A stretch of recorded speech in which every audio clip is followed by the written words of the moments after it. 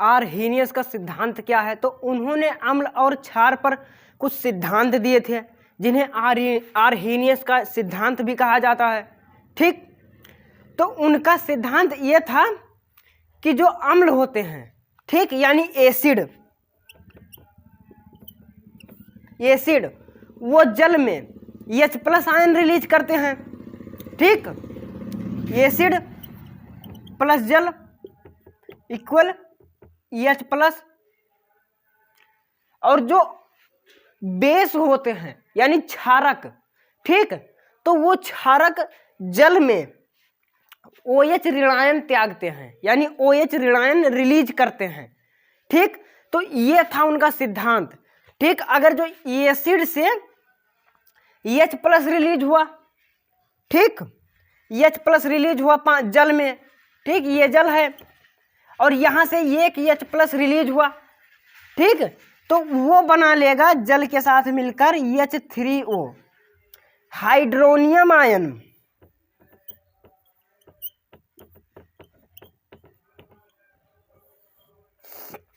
Hydronium ion, ठीक, और ये था उनका सिद्धांत।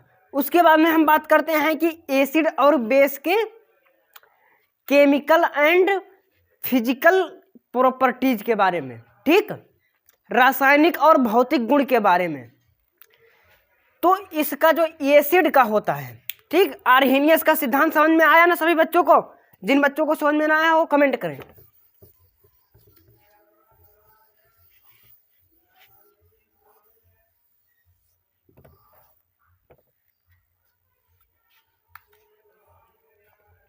ठीक, तो जो एसिड है तो इसका सबसे पहले होता है फिजिकल। ठीक, तो हम इसका फिजिकल प्रॉपर्टीज जान लेते हैं। ठीक, फिजिकल प्रॉपर्टीज,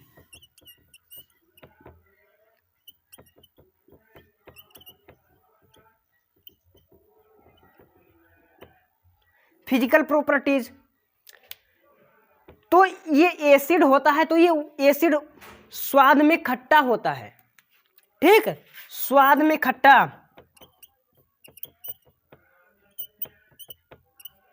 स्वाद खट्टा होता है, और यह नीले लिटमस पेपर को यानी नीले लिटमस पेपर को लाल कर देता है। इतना ही नहीं, अगर जो इसमें हम लकड़ी, कपड़ा या फिर हम खुद भी इसके संपर्क में आ जाएंगे तो यह गला देता है उसको। ठीक, इसके संपर्क में जो कुछ भी आता है वो गला देता है। और इसके बाद में अब बात आती है इसके केमिकल प्रॉपर्टीज के बारे में। ठीक, केमिकल प्रॉपर्टीज के बारे में तो इतना समझ में आ गया ना, फिजिकल प्रॉपर्टीज। अब बात करते हैं केमिकल प्रॉपर्टीज।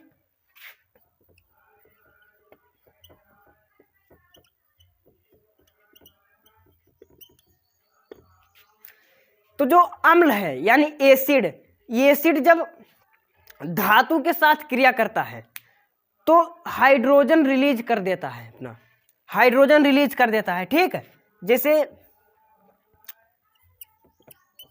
अम्ल प्लस धातु इक्वल लवण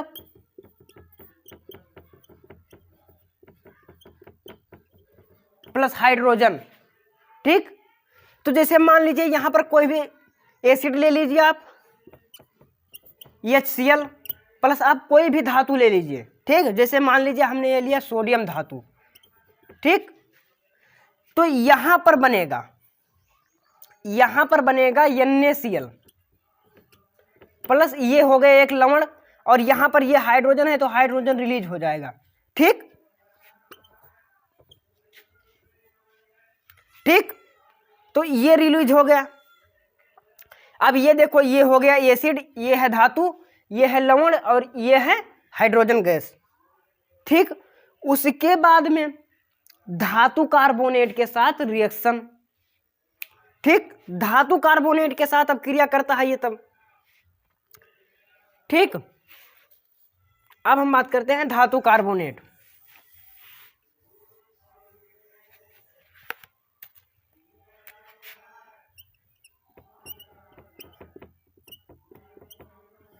ठीक, तो अब हम यहां पर धातु कार्बोनेट देते हैं।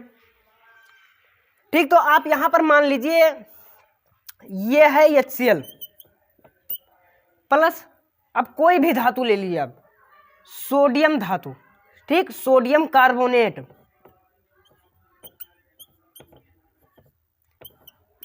तो अब जो यहां पर बनेगा तो सबसे पहले वो लवण तो बनाएगा जरूर, ठीक, लवण बनाएगा, इतना ध्यान रखिए, हर एक रिएक्शन में लवण बनेगा, ठीक। तो यहां पर ये बन गया लवण, ठीक, और उसके बाद में कार्बन डाइऑक्साइड निकलेगा, उसके बाद में फिर जल निकल जाएगा, ठीक। तो अब बात समझ में आ गई ना, ठीक। तो यहां पर हम क्या लिखेंगे, carbon dioxide, carbon dioxide plus जल, ठीक। अब ये हो गया कार्बोनेट के साथ रिएक्शन, लेकिन अभी इतना ही नहीं, अभी वो धातु ऑक्साइड के साथ करेगा, ठीक, धातु ऑक्साइड से करेगा। तो इतना समझ में आ गया ना। अब उसके बाद में आप इसका कुछ सम इंपॉर्टेंट यूज देख लीजिए कि हम इसका प्रयोग भी कहाँ कहाँ करते हैं एसिड का, ठीक। तो जो एसिड का प्रयोग होता है, सबसे पहला प्रयोग, तो जो बैटरी होती है, बैटरिया में जो तेजबुआ पड़ता है वो H2SO4 होता है, H2SO4, और HCl का प्रयोग होता है लैब में, ठीक, अभिकर्मक के रूप में, तो उसे हम लिख सकते हैं प्रयोगशाला में, ठीक। तो ये है इनके रासायनिक गुण। अब फिर बात करते हैं हम बेस के ऊपर, ठीक। तो आर्हेनियस ने बेस पर भी कहा है। तो इतना समझ में आ गया ना chemical properties of acid.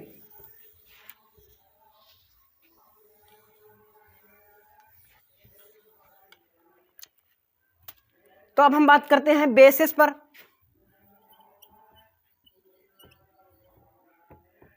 Basis पर तो उन्होंने कहा था कि वो क्षार हैं तो वो जल में घुलकर OH ऋणायन देते हैं, ठीक।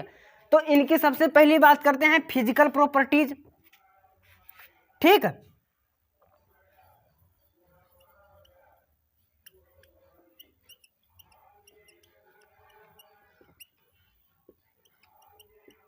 Physical properties of basis. तो ये क्या होते हैं कि ये जब जल में जाते हैं, यानी ये जल में जाते हैं तो ये OH देते ही हैं, पर ये चिकने भी होते हैं, ये चिकने होते हैं, ठीक। इनके फिजिकल प्रॉपर्टीज है ये चिकने होते हैं, और ये लाल लिटमस पेपर को नीला कर देते हैं। अम्ल क्या करता है, अम्ल नीले को लाल करता है और ये लाल को नीला करता है। और इसका स्वाद कसैला होगा, यानी खारा, ठीक।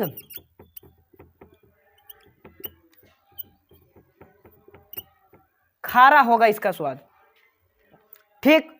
तो ये हो गए इनके फिजिकल प्रॉपर्टीज, ठीक, फिजिकल प्रॉपर्टीज। तो अब हम बात करते हैं कि इनके केमिकल प्रॉपर्टीज के बारे में, ठीक। तो इतना समझ में आ गया ना, फिजिकल प्रॉपर्टीज सामान्य रूप से बाहर से दिखाई दे, ठीक। अब जब ये अलग अलग चीजों से मिलेंगे तो इनके हो जाएंगे केमिकल प्रॉपर्टीज, ठीक। तो जब कोई भी क्षार है तो वो क्या करेगा कि जब वो पानी से भी मिलेगा, ठीक, मिलेगा, ठीक। उसके बाद में ये क्षार से भी, क्षार भी मिल सकता है, इसके क्षार अम्ल के साथ रिएक्शन करेगा और अम्ल क्षार के साथ भी रिएक्शन करेगा। तो अगर जो ये क्षार और अम्ल मिले, क्षार अम्ल इक्वल लवण, ठीक, लवण प्लस जल। आप किसी भी अम्ल या क्षार को मिलाकर देखेंगे तो लवण और जल मिलेगा। जैसे हमने यहां पर लिया HCl, ये हो गया अम्ल plus NaOH, equal NaCl plus H2O। तो ये हो गया लवण और ये हो गया जल। ठीक, तो अब बात आती है एक बात और कि आपने सुना तो होगा कि सभी क्षार यानी ऑल बेसिस सभी क्षार क्षारक होते हैं, लेकिन सभी क्षारक क्षार नहीं होते हैं। ये भी आप ध्यान रखिए कि सभी क्षार क्षारक होते हैं, लेकिन सभी क्षारक क्षार नहीं होते हैं। ये भी है। अब क्षार क्या होते हैं? क्षारक तो आप समझ में गए। ठीक,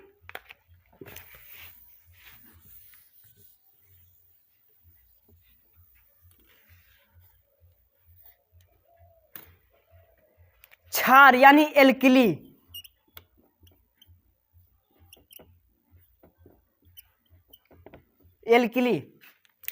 तो क्षार वह होते हैं जो जल में, जो क्षारक जल में घुलनशील होता है, यानी जो जल के साथ मिल जाता है, वो होता है क्षार यानी एल्किली। ठीक, तो जैसे NaOH है, ये जल में पूरी तरह से घुल जाता है।